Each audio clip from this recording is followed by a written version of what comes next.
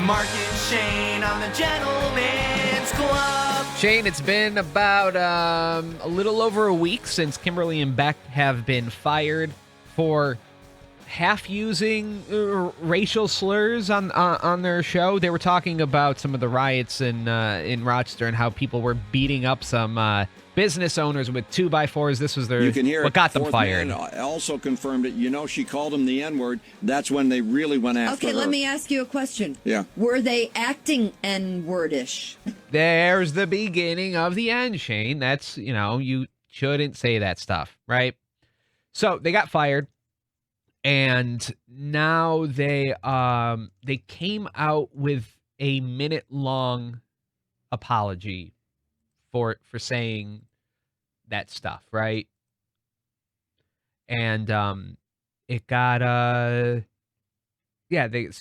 was like a minute long. I'm not gonna play the whole thing because it wasn't like a great apology, but this is part of it. We apologize not to get our jobs back, but to say that we are truly sorry and want to sincerely apologize. We will not attempt to make any excuses or explain what we said, because it was wrong, it was ignorant, and inexcusable. We want our listeners and clients to know we are sorry we let you down. We are sorry we let Rochester down. Moving forward, we want to grow, learn, and change from this experience. It goes on a little. That's the gist of it right there, Shane. So what are we thinking? They're back. They're back, baby. The show's back in a week. I've said from the beginning that this was all fake and that they're going to be back because we've done this before, and radio's terrible and they're terrible, but they make a lot of money for people, so they're going to be back, and it's all stupid. This apology, also stupid, meaningless, dribble. Just who cares? Why? Oh, you really feel bad about it? If you really felt bad about it, you would have not. You've been doing a different show for the past 20 years. Are you insane? Are you people insane? Do you see what you people talk about on a daily basis on your show? Yeah, I'm really sorry. You're sorry you got caught, you monsters. But not even. Oh my gosh. Yeah, Shane. you heard me say it. I'm enraged. I can't believe you would call them Monstars from Space Jam. That is insane that you would do that. Yeah, you're 100% right. Like I get that it was more intense what they said, and it was literally a day or a couple days after what essentially are race riots, right?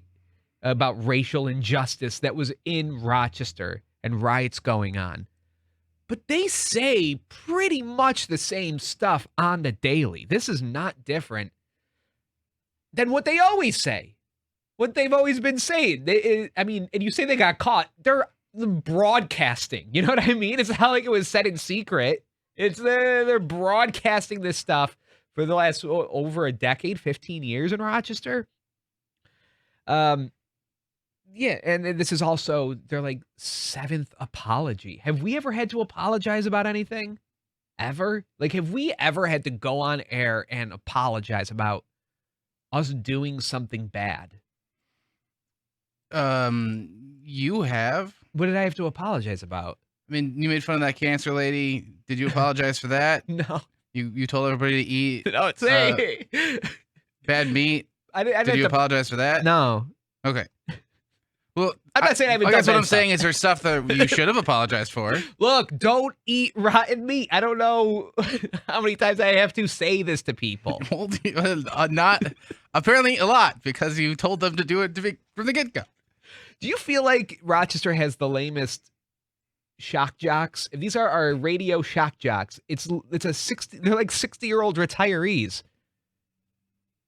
You know what I mean? Like, this seems pretty lame if these are the guys. I think it's lame to be doing shock jock stuff in 2020. It is a little Read the 90s-ish. room. Everybody's moving to podcasts where they just talk about their feelings. Mm-hmm. Really got to come up and sit down with a producer and like think where's the line on this story, and how can we push these things to the limit? How can we get people talking, huh? We know that getting people upset is what moves the ratings in this town. Mm-hmm. How do we get the ladies from Pittsburgh chatting? How do we get the book clubs in Brighton? Tuning in to Radio 95.1. They're a hot zip. Also, the local news stinks. I don't know if you knew this, but they stink for this. There's local news. They put this apology on the air with no interview. Kimberly and Beck said they wouldn't do any interviews. Can you imagine somebody sending us a minute-long apology and we just airing it? No comment or anything on it. We just air it like we're told. Why are they doing what they tell them to do? They don't even have a radio show anymore. They're just some people. Can I imagine that? Yes, I can imagine that. Why would they? But I don't understand. We're terrible. But why would you? I wouldn't do that. If we got an audio recording from one of the cops from Minnesota apologizing, you wouldn't air that? I would air it with commentary. Make fun of it or something. Not that I expect Don Alhart to roast Kimberly and Beck. Doesn't do commentary. But But you don't even go, oh, I need an interview for this. Freaking R. Kelly gave an interview.